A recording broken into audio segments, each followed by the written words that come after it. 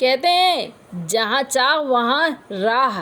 आखिर 2009 में भारत को क्या मिल गया था जिसे कहा जाता है कि कई बड़े बड़े दिग्गजों ने छिपाया था, और क्या भारत ने उसे सही साबित करने के लिए, उस चीज को हासिल करने के लिए करोड़ों रुपए फूके हैं। जानेंगे चंद्रयान 3 और उसके रोवर को आखिरकार चंद्रमा पर क्या मिला है जिसने हलचल मचा दी है। तो वहीं दूसरी तरफ आखिरकार ईरान ने अमेरिका के ऊपर जुर्माना ठोक दिया है। जानेंगे जियोपॉलिटिक्स में क्या कुछ चल रहा है। आइए जानते हैं इन खबरों को विस्तार से। ईरान में 1979 में एक क्रांति हुई थी और इस क्रांति को इस्लामिक क्रांति का नाम दिया गया। और इसमें क्या हुआ था, ईरान के शाह मोहम्मद रजा पहलवी ये शासन करते थे। इनको हटाकर अयातुल्लाह रुहुल्लाह खोमेनी को ईरान का सुप्रीम लीडर बना दिया गया। शाह 1941 से सत्ता में थे,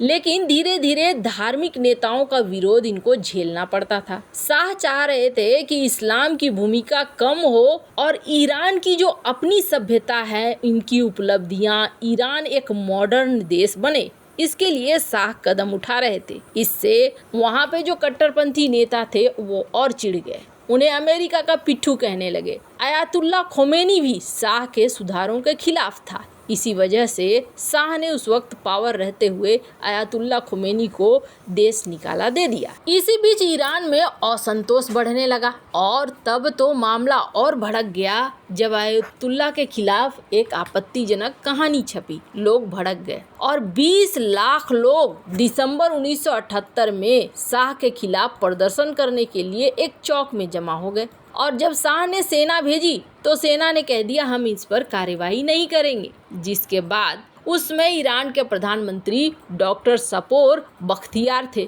उन्होंने 16 जनवरी 1979 को शाह और उनकी पत्नी को कहा कि आप ईरान छोड़कर चले जाएं। वो ईरान छोड़कर चले गए। खामेनी को भी ईरान लौटने की इजाज़त दे दी गई और तय हुआ था कि यहाँ पर चुनाव होगा, लेकिन चुनाव नहीं हुआ। खामेनी के हाथ में सत्ता चली गई।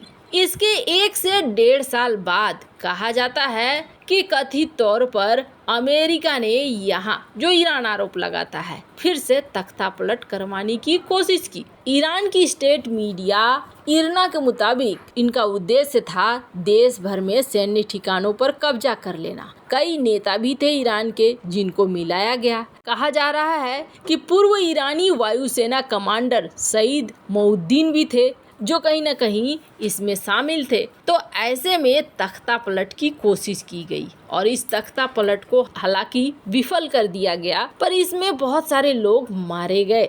ईरान ने अब ये मामला एक बार फिर से उठाया है और इंटरनेशनल कोर्ट में एक याचिका दायर कर दिया और कहा अमेरिका ने हमारे देश में तख्ता पलट करवाने की कोशिश की है और ऐसे में अमेरिका को हमारी डैमेज के लिए करीब 3000 करोड़ का जुर्माना लगाया जाए। वैसे आपको बता दें ईरान और अमेरिका के बीच इस वक्त रिश्ते बहुत ही खराब हैं और इन खराब रिश्तों के बीच में कोई भी अच्छी खबर नहीं आ रही है। अभी भी जो ये बात हो रही है ये तनाव भरी बात ही हो रही है। ईरान और अमेरिका दोनों के नौसेना अभी कुछ ही दिन पहले आमने सामने पहुंच गए थे और अभी भी अमेरिका ने अपने नौसेने बेड़े को तैनात रखा है। ईरान और अमेरिका जिस चाल पर चल रहे हैं ऐसा लग रहा है कि पड़ोस में कभी भी यहाँ पर युद्ध हो सकता है। खैर, जहाँ एक तरफ ये सब कुछ हो रहा है तो वहीं दूसरी तरफ कुछ चीजें हुई और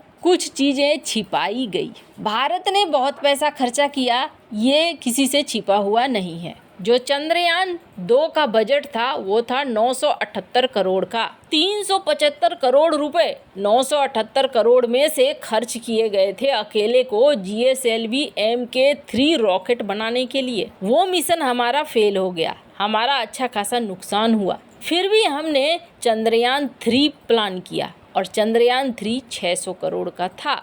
अब यहाँ पर भारत को सफलता मिल गई, लेकिन आखिर ऐसा क्या था चंद्रमा पे जिसे पाने के लिए करोड़ों रुपए बार बार खर्च करने को तैयार हो गया भारत। तो ये कहानी बहुत पुरानी है। 2009 में भारत को कुछ ऐसा मिला था जिसकी वजह से भारत को पता चल गया था कि यहाँ पर बहुत ही महत्वपूर्ण कुछ ऐसी चीज है जिनको हासिल करना बेहद जरूरी है। एक न्यूज की कटिंग दिख रही है, ये कटिंग बहुत ध्यान से देखिए। 1960 में क्या होता है कि नासा अपना अपोलो मिशन भेजता है। ये अपोलो मिशन चंद्रमा पर जाता है और चांद से कुछ नमूने लेकर आता है। नासा कहता है कि जो मिट्टी के नमूने आए हैं ये नमूने ड्राई हैं, सूखे हैं, इसमें ऐसा कुछ भी नहीं है। वैसे आपको बता दें उसके बाद 2008 का समय आता है। 2008 में नासा के हाथ में कुछ लगता है और नासा कहता है कि कुछ ऐसी चीज़ें हैं जो वोल्केनिक ग्लास कह सकते हैं, यानी ज्वालामुखी जैसी कुछ हैं, कुछ हाइड्रोजन जैसी है, लेकिन साफ साफ नासा 2008 में कुछ भी नहीं कहता है। 2009 में भारत एक मिशन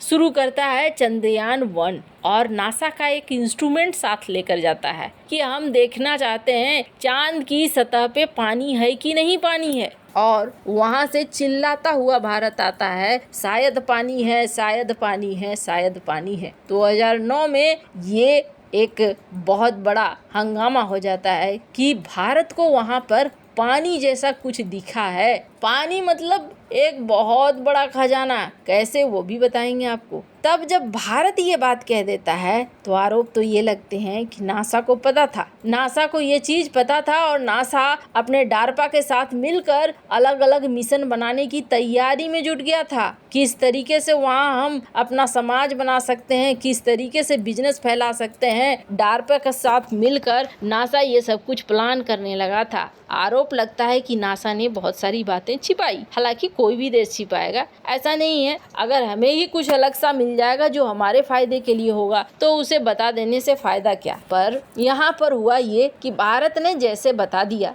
वैसे दुनिया भर को समझ में आ गया। नासा ने भी कहा कि हाँ जी, यहाँ फ्रोजन वाटर हो सकता है, बर्फ की सिल्लियाँ हो सकती हैं, बर्फ की कुछ चीजें हो सकती हैं, लेकिन ये होगा भी तो दक्षिण पोल में होगा, ये दक्षिणी ध्रुव में होगा। भारत ने अपना मिशन फिर से शुरू कर दिया। चंद्रयान 3 यहाँ पर उतर गया और सबसे अच्छी बात ये थी कि भारत का रोवर जो चल फिर सकता था चंद्रमा की सतह पे, इसने चलना शुरू कर दिया। 500 मीटर तक ये चला।